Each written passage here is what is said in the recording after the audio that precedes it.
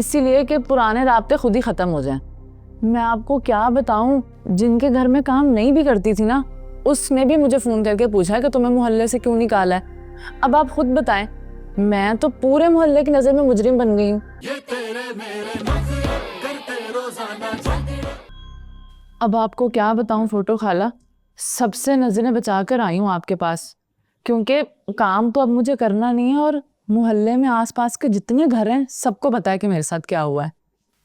अच्छा तुम बैठो तो सही।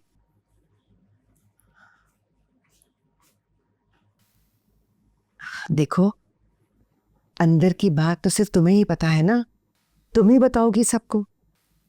लेकिन उससे पहले मुझे ये बताओ कि तुम्हारा फोन क्यों बंद आ रहा है? इतनी कॉलिंग की मैंने, इतनी बार फोन किया, मैं समझी तुम गांव चली गई हो। नहीं नहीं, लेकिन मैंने एक नया नंबर लेके पुराना नंबर ही बंद कर दिया है।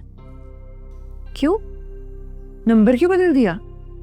बस इसीलिए कि पुराने राब्ते खुद ही खत्म हो जाएं। मैं आपको क्या बताऊं, जिनके घर में काम नहीं भी करती थी ना, उसने भी मुझे फोन करके पूछा है कि तुम्हें मोहल्ले से क्यों निकाला है। अब आप खुद बताएं, मैं तो पूरे मोहल्ले की नजर में मुजरिम बन गई हूँ। लेकिन अकरम ने मुझे बताया कि उसने खुद तुम्हें वापस बुलवाया है। जी, लेकिन अब मेरा दिल खराब हो गया है सबसे, क्योंकि मैंने तो कभी भी आप लोगों के घरों को पराया नहीं समझा। मेरी इतने सालों की मेहनत को 1 मिनट में भुला के जैसे मुझे निकाल बाहर किया है ना, उस चीज की तकलीफ है मेरे दिल में। पीनो, तकलीफ तुम्हें होगी, मानती हूं मैं, लेकिन अगर दूसरा बंदा अपनी गलती मानकर अपनी हार मान रहा है तो वापस आने में क्या हर्ज है? फोटो खाला, ये बात हार जीत से ज्यादा मेरी इज्जत की है।